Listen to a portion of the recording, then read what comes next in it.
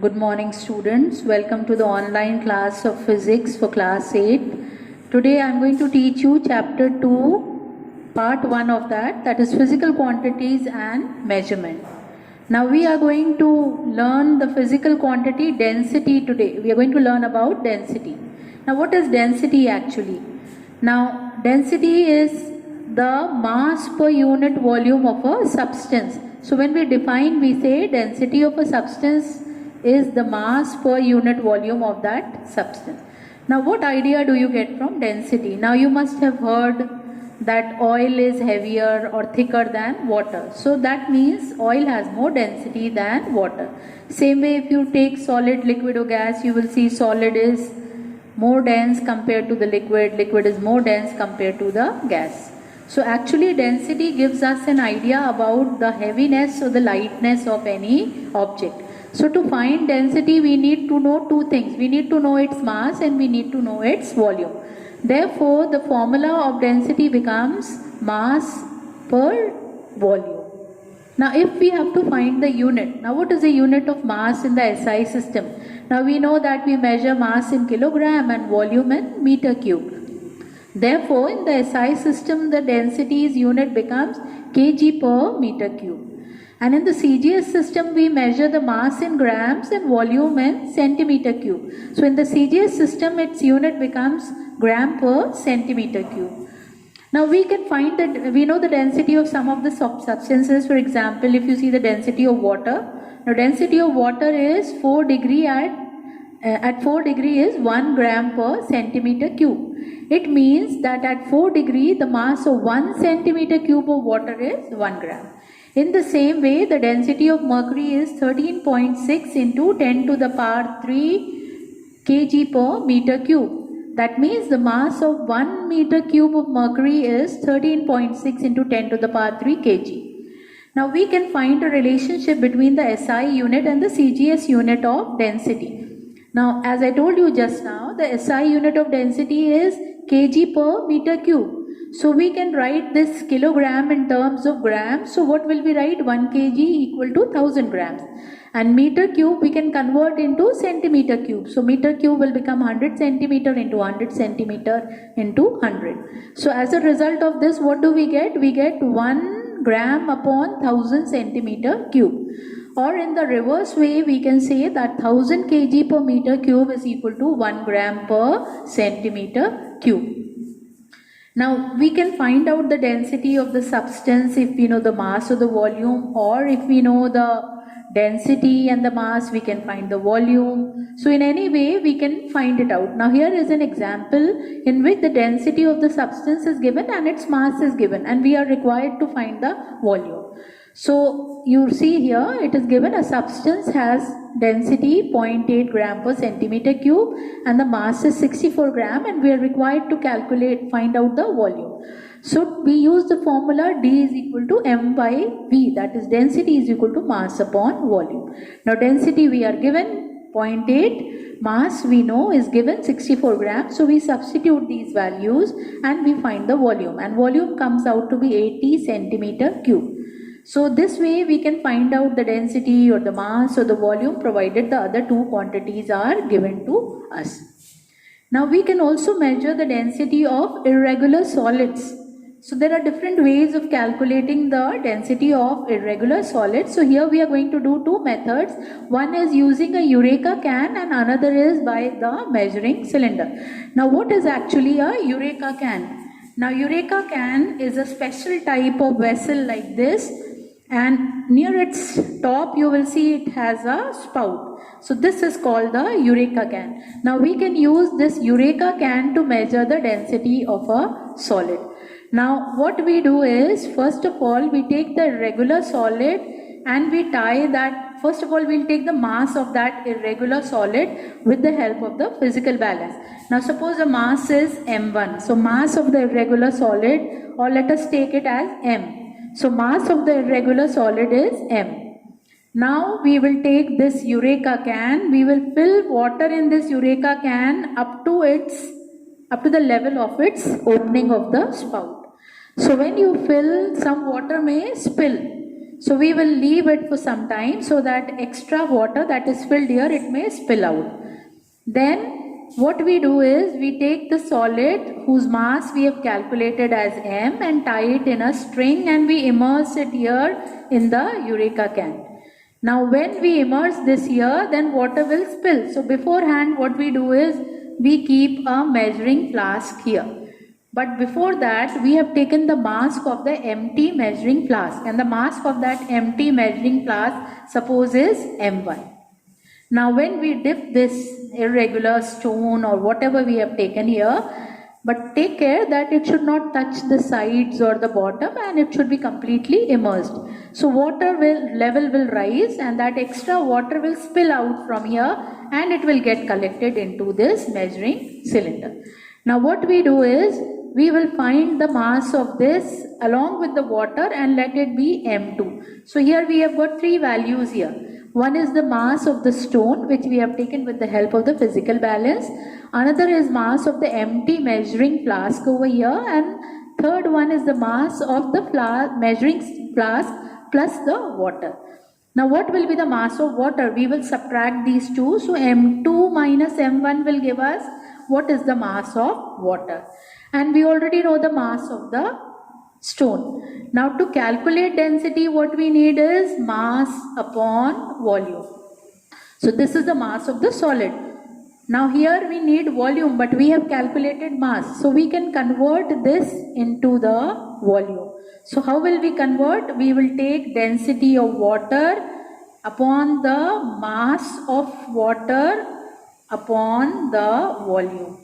Now we know density of water is 1. So we will put here 1. This will be m2 minus m1 upon v. So when we take this v here, the volume of water will become m2 minus m1. Now we substitute the value of that over here and we calculate the density. So density will become mass of the solid upon the volume. Now how did we get this volume? By subtracting the mass of the measuring cylinder along with water minus the empty cylinder. So this will give us the density of this irregular stone. So this is one way we have calculated the density by the Eureka can. Now there is another way by which we can calculate the density, that is by the measuring cylinder. Now what is a measuring cylinder? Measuring cylinder is a simple cylinder which has got markings on it, or what we say, it has got graduations on it. So this is a measuring cylinder. Now there are markings over it. Now you can fill water and find the volume of the water and then immerse the solid in it. So there will be rise in water level. That difference will give us the volume. So we will fill the measuring cylinder half with water, and then we will note the initial level and say suppose that initial level is V1. Then we take the stone, immerse that stone completely in water with the help of a string, taking care that it should not touch the sides and the bottom. So when we immerse this, then what will happen? The level will rise. So we will note that new reading of the water level here, say it is V2. So this first reading we took was V. Second reading we are taking is V2. Now we will find what is the difference between these two readings. That will give us the volume of the stone. Now mass of the stone we have found out by using a physical balance, that is m. So what will be the density now? Mass upon volume. What is this mass? It is the mass of the stone that we have taken with the help of a physical balance. And what is volume? It is the volume of this water that is displaced here. So we will write here V2 minus V1. So this gives us the density, mass upon V2 minus V1. Now this is of the solids we have found out. Now we can also find the density of fluids.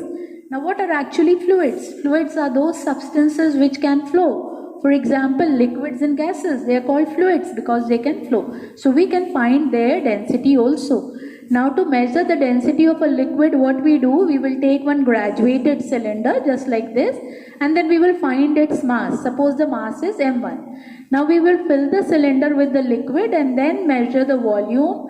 Let it be suppose V. Now we will measure the mass of the cylinder again, that is after filling the liquid. So what we have done is, we have taken a measuring cylinder and we have filled water in that, or whatever liquid's density we have to find out. We fill that and then we will see what is the volume. So that will be V, and mass we have taken was M1. Now M1 is of the empty cylinder. M2 is once we have filled it with water. So what is the difference in the mass? That will give us M2 minus M1. Now what is the volume? That is the volume that we will read here over here on the reading. So density will become mass upon volume. Now what is the difference here? M2 minus M1 upon V. So this will give us the density of the fluid, the liquid that we have filled in this measuring cylinder. Now we can also find the density of a gas. Now when we have to find the density of the gas, we will take the cylinder of a known volume. Suppose it is 250 ml or 50 ml cylinder. Like this, we will take a cylinder whose volume we already know. Suppose the volume is V centimeter cube. Now what we will do is, we will take the mass of this and let the mass of this empty cylinder will be M1. Now we will remove the air from this with the help of a vacuum pump, and then we will fill the gas whose density we want to measure. So once we have filled the gas in it, now let us take the mass again. Suppose the mass is M2. So volume we knew, it was fixed volume of the cylinder, and mass of empty cylinder and the mass of the cylinder filled with the gas we have found here. So difference in the mass will be M2 minus M1, and density will become mass upon volume, that is the mass of the gas. How will we calculate? By the difference of the two, that is M2 minus M1. So we get the density as M2 minus M1 upon V. So this is how we have found the density of a regular solid, of liquid as well as gas. Now we can compare the densities in the three states of matter. Now what are the three states of matter? Solid, liquid and gas. So let us find out what is the comparison, or what is the density of a solid or of a liquid or a gas. Now you will see that solids are usually denser than liquids and gases are least dense. But of course there are always exceptions to this. Now in solids, you know, the molecules are densely packed or they are closely packed. So if you see in a solid, the molecules are placed like this. They are closely packed. So the mass contained in a particular volume is more, or we can say it has fixed shape and fixed volume. Therefore density of solid is maximum. Now if you see liquid or gas, then what will you see? In liquid, the molecules are little far from each other. They are not so closely packed. So what we see is the mass contained in this has become less. Since less molecules are there in a particular volume, the mass contained is less. So what do we see? They have a fixed shape, but there is no fixed volume. They take the shape of the container. Therefore, the density of liquids is less than the solids. Now, in case of gases, molecules are free to move. So if you see the structure of the gas molecule, you will see the molecules are very far from each other. They do not have a fixed shape, neither they have a fixed volume. They are free to move. So the mass contained is less, therefore the density is less.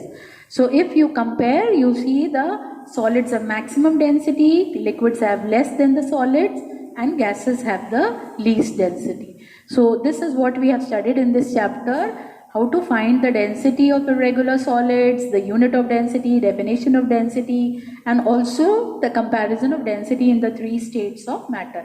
I hope children you have understood this well. Please revise this and then we will do the next part. Thank you and have a nice day.